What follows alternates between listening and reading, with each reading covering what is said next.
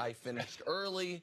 I decided to turn on League Pass on my phone, catch the end of a Pacers game. It was close late, and I got asked to leave. So I had to spend the end of the class in the hallway. Love it. Nice 22-year-old lady who I believe to be at least somewhat intoxicated kicked me out of her class. But if you want to see some of the fantastic artworok that Nick did, go check out his Twitter page. Get Nick right. All right, we're going to start with the NFL MVP. And on opening day this season, there were 1,696 players in contention for this honor. Fast forward to right this second, we have trimmed that number to 2. It's a very healthy trim. But Vegas has made it clear that this is a two-man race between Tom Brady and Todd Gurley. And after watching Ocean's 11, I never argue with Vegas. CC, I will ask you, does Todd Gurley deserve serious MVP consideration over a guy by the name of Tom Brady? Well, this is the thing. Because of the significant number of injuries that we've seen, not only at other positions, but at quarterback.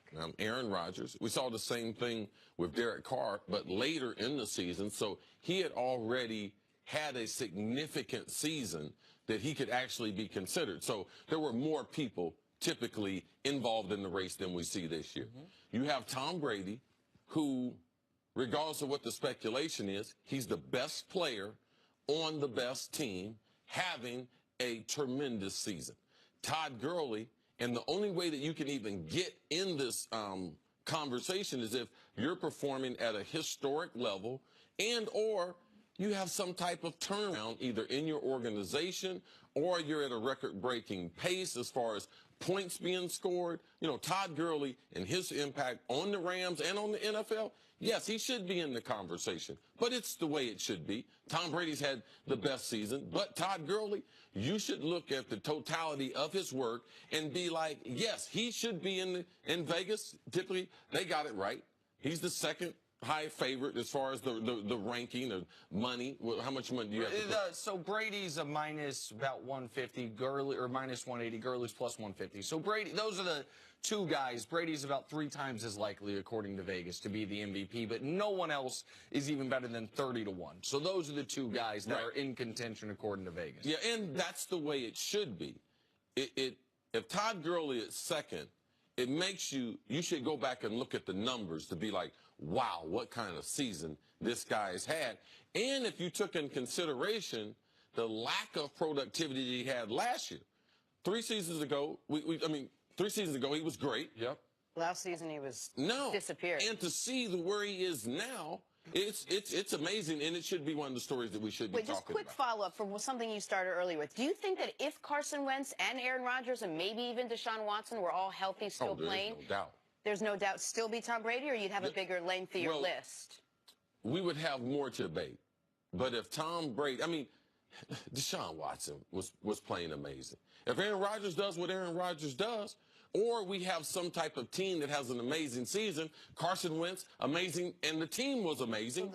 So the conversation is totally different, and those odds would speak to that.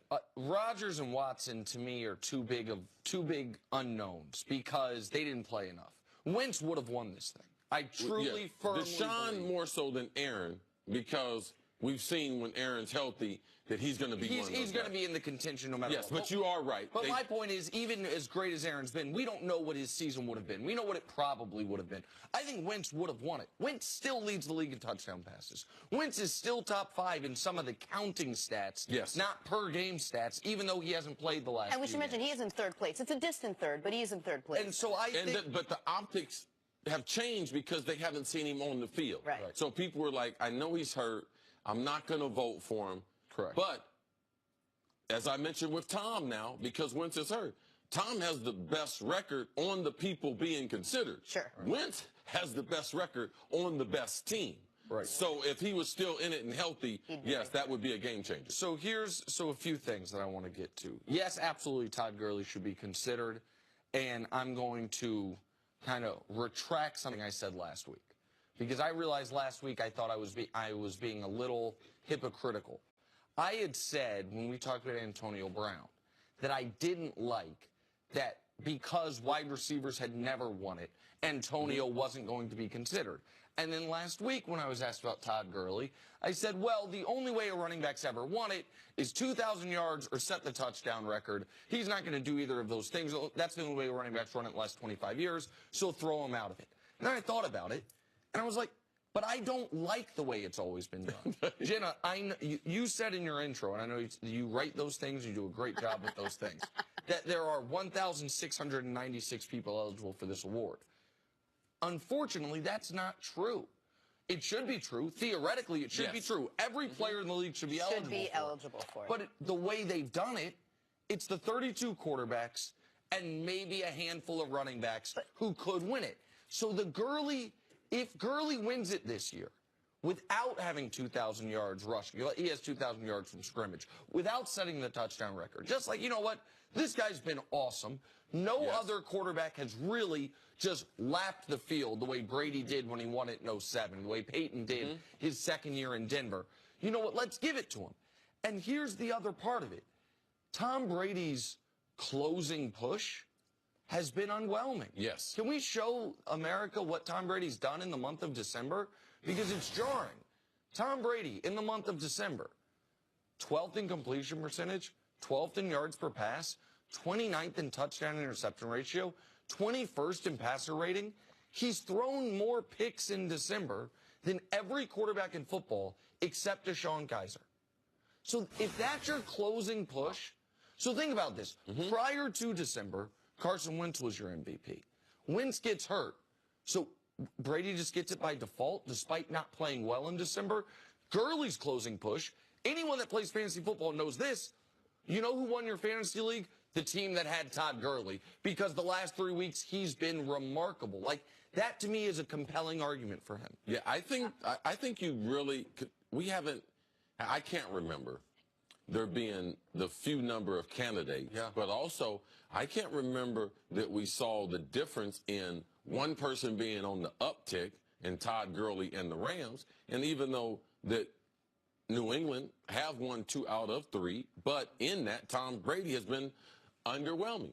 And like I told you before in the Pittsburgh game, we were looking at the Pittsburgh game, you said, well, Tom Brady could play well and they'd lose. I said, I can't remember. Right. We got a couple instances now where he has not played well, and they've been able to win games. There are instances of Tom Brady playing poorly and then winning. What you were saying is there are not a lot of instances of Brady playing really well and then the Pats losing. The opposite has happened, but that one hasn't. Go ahead, Jen. I'm sorry. No, it's just that look, it's sort of a chicken and egg kind of thing. This has become a passing league, right? This is what we see. We see these guys throwing a ton, and so because the NFL is now like that, we're going to see these numbers, and I don't know if you call them inflated, but much higher numbers for quarterbacks. It hasn't really changed that much for the running back position. But Gurley, and that maybe is an argument for Gurley. He's been an incredible pass catcher. He's been the best pass catcher running back in football. He has 6 touchdowns as a receiver. He has 600 yards plus as a receiver. The best argument for Todd Gurley is not that he's first in rushing yards, is not that he's first in receiving yards amongst running backs, it's not that he's first in yards from scrimmage. It's that he has lapped the field in touchdowns. He has scored 19 touchdowns this year. Second place is DeAndre Hopkins with 13. So if you think about that, the enormous gap between his touchdowns and anyone else's, here's my question to you, though, CC. He's not going to play this week. And I wonder, it's a weird thing the Rams are doing. The Rams can't get a bye. They could be 3 or 4. They seem to not care if they're 3 or 4. They know no matter you're 3 or 4, you have a home game, and then you go on the road in round 2. They don't seem to mind if they end up being the 4 seed. Gurley, if he played this week and had a big game, would have a shot at entering the top 10 all-time yards from scrimmage. Do you think the fact, because McVay's made the decision, that Todd Gurley is first or second in the MVP conversation should play into whether or not Sean McVay plays him this week? So that level of individual honor. I know typically individual awards doesn't matter. This is the highest individual award. Should that play into it at all? No, because you're jeopardizing the rest of the roster and jeopardizing their team goals for a guy that we don't know what he's going to do. But why would you risk injury to, if he does not play well, how well are you going to do in the playoffs? Right. That is the question. So the thing that, if you want to make history, make the Super Bowl. I mean, they're at 11 wins. He's had an amazing season. Like Denny Green used to say, if you ain't get it accomplished in the first 15 games, the team goals at the end of the season are the most important, and they'll supersede any individual goals that you have. Well, my one last push for Brady, despite a very shaky December, he still leads the league in like 4 or 5 different categories right now, first. And again, a lot of that is because some of these other guys are out right now. No, he's first in passing yards. He's almost first in passer rating. Attempts, passing yards, yards per attempt, games without getting hurt, where you have to sit out the rest of the season. That's the big one at the very end, right? He had a tremendous year. Hey, coming up, Des Bryant holds himself in pretty high esteem. We'll discuss next.